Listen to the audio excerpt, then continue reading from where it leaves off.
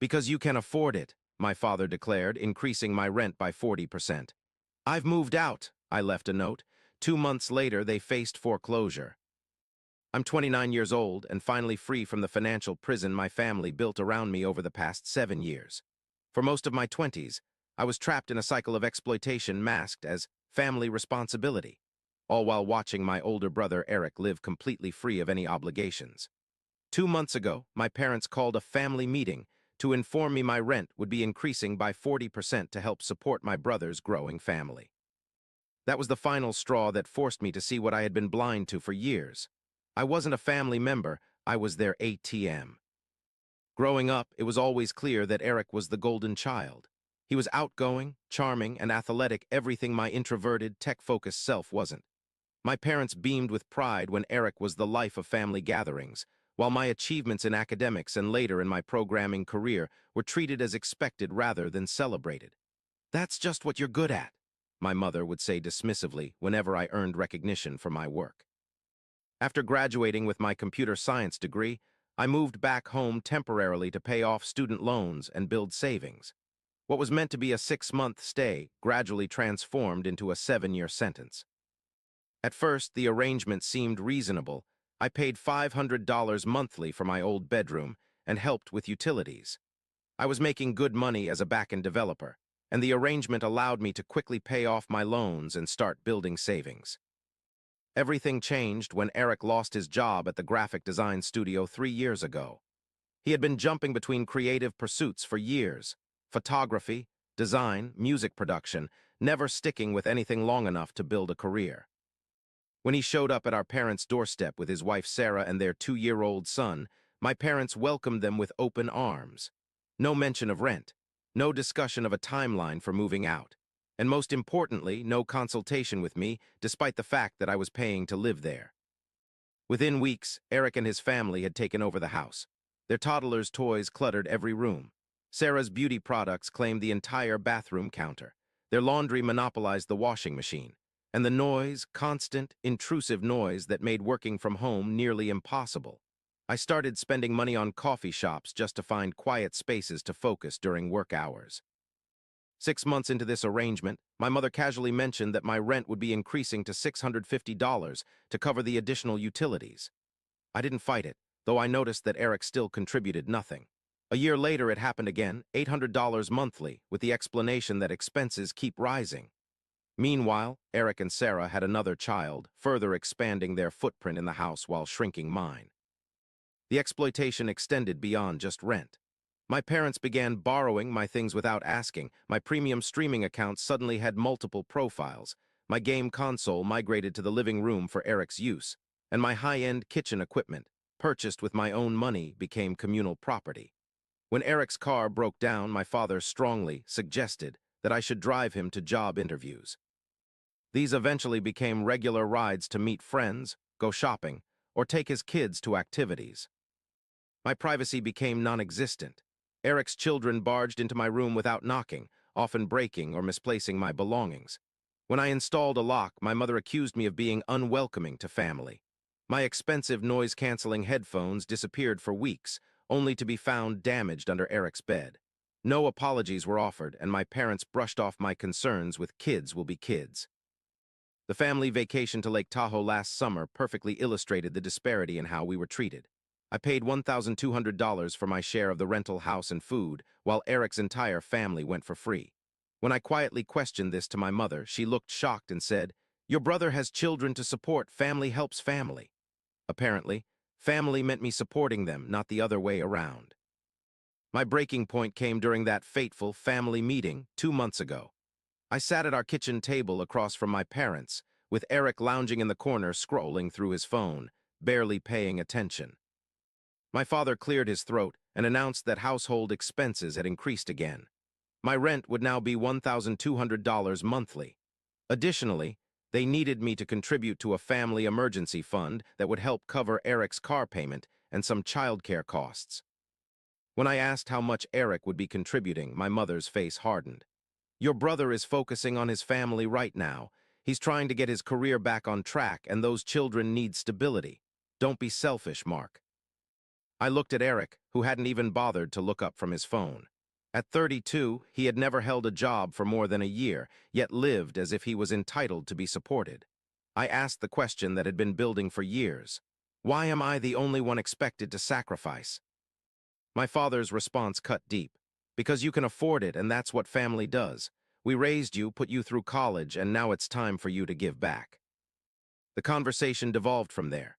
My mother cried about my ungrateful attitude. My father mentioned all the sacrifices they had made for me. Eric finally looked up long enough to comment that I had it easy with my cushy tech job while he was struggling with real-world problems.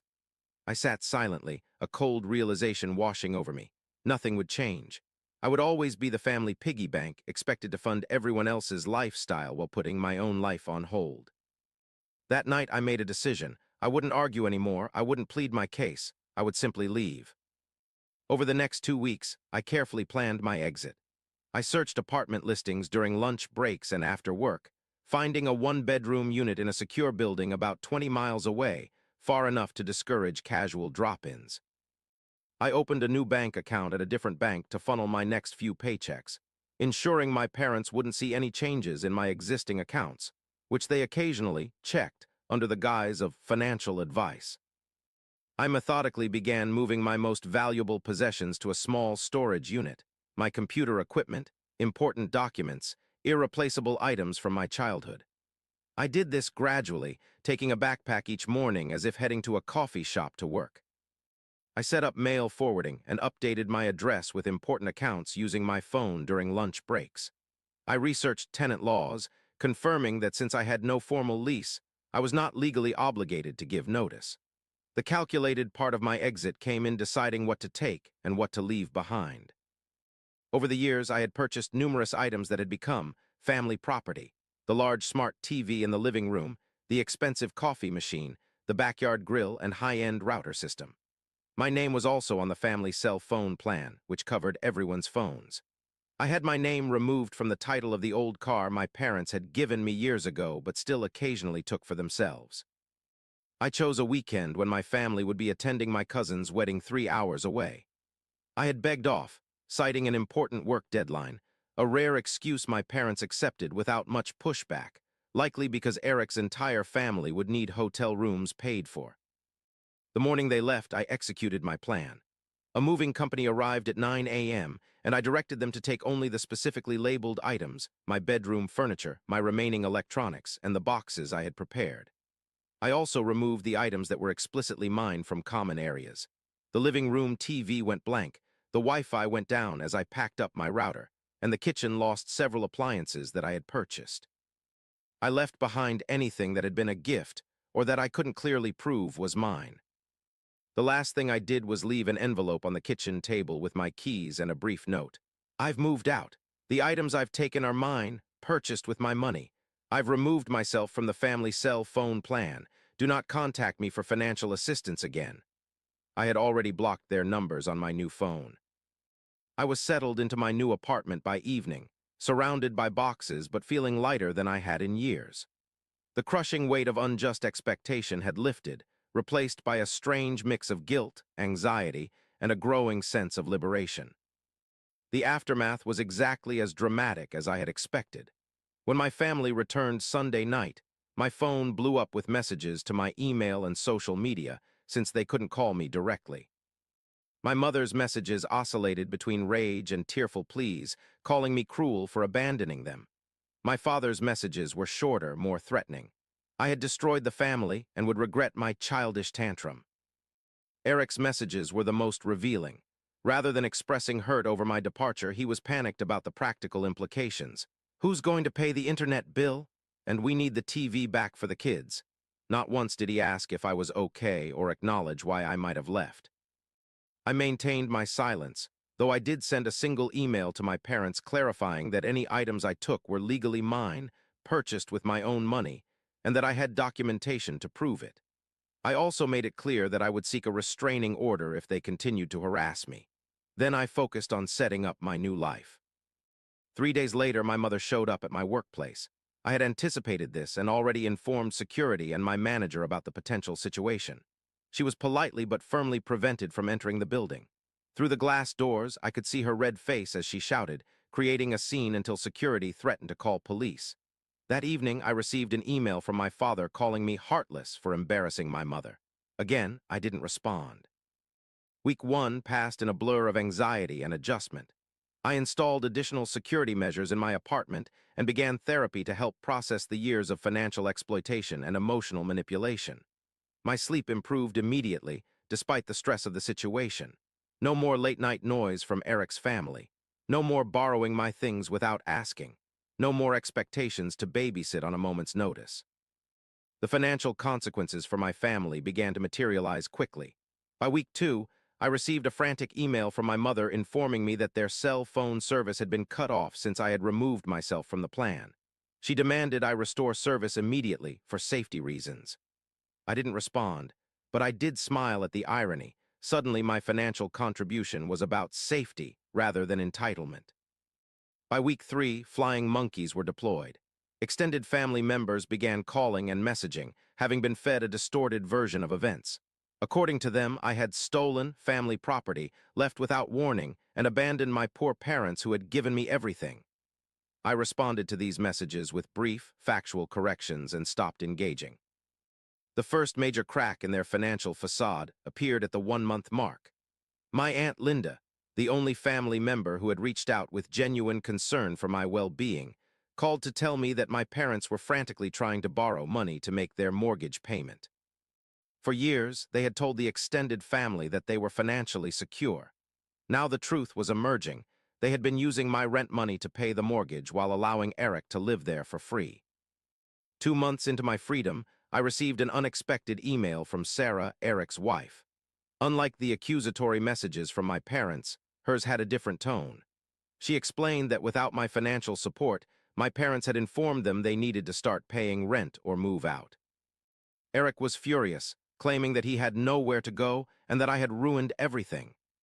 The part that surprised me was her admission that she had always felt uncomfortable with the arrangement and had tried to convince Eric they should pay something, but he had insisted it was his right as family to live there for free. By month 3, the situation had deteriorated further. My Aunt Linda reported that my parents were now 3 months behind on their mortgage and facing possible foreclosure. Eric had found a job at a local print shop, far below his self-perceived worth, and moved his family to a small apartment. My parents had begun selling possessions to stay afloat, including some items I knew had sentimental value to them. The most satisfying development came 4 months after my departure. My cousin Tyler reached out to tell me that at a recent family gathering, the truth had fully emerged. My parents, desperate for financial help, had revealed the extent to which they had relied on me, not just for housing but for countless expenses over the years. Eric's freeloading had been exposed, and many family members who had initially criticized me were now apologizing, shocked by the reality of the situation. Eric, true to form, accepted no responsibility. According to Tyler, he was telling anyone who would listen that I had abandoned the family out of selfishness and that his children were suffering because of my actions. Few were sympathetic, especially after learning that I had been paying more than 3 times what a room should cost while he contributed nothing. By month 5, I received a formal letter from my parents. The tone had changed completely, no more demands or accusations. Instead, there was a carefully worded apology acknowledging that they had perhaps been unfair in their expectations of me. Reading between the lines, I understood what had happened. They had sought financial help from other family members and been refused, likely told that they needed to make amends with me first. The letter ended with a request to talk about the situation and find a way to restore our family bonds. There was no explicit mention of money, but the implication was clear. I didn't respond immediately, taking time to discuss it with my therapist and consider what boundaries I wanted to maintain. Today marks 6 months since I left.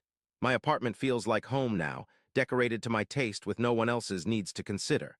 My savings have grown substantially without the drain of supporting 3 additional adults and 2 children. I've received a promotion at work, partly due to increased productivity now that I have a quiet, supportive environment. I've even started dating someone who respects my boundaries and independence. Yesterday, I finally responded to my parents' letter. I kept it brief and clear. I would be open to rebuilding our relationship slowly, starting with occasional phone calls, but with strict conditions. Any discussion of financial support was off the table permanently. Any attempt to guilt or manipulate me would result in immediate termination of contact. And most importantly, I would never again live under their roof or be responsible for supporting Eric. My mother called this morning, accepting my terms with a subdued voice I had never heard before. We spoke for 15 minutes, an awkward, stilted conversation that barely scratched the surface of the damaged relationship. At one point, she started to mention that Eric was struggling financially, but caught herself mid-sentence.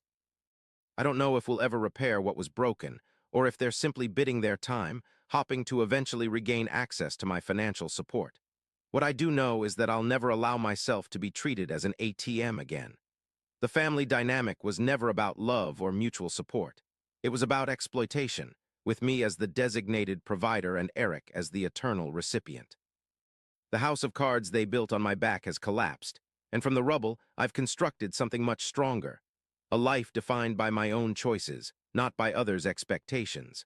Sometimes the most powerful revenge isn't about hurting others, it's about reclaiming your own worth and refusing to participate in your own exploitation. Looking back now, my only regret is not leaving sooner. 7 years of financial servitude was too high a price to pay for the illusion of family harmony. If you're reading this and seeing parallels to your own situation, know that you deserve better. No one has the right to demand your financial sacrifice while contributing nothing themselves, not even family. Especially not family.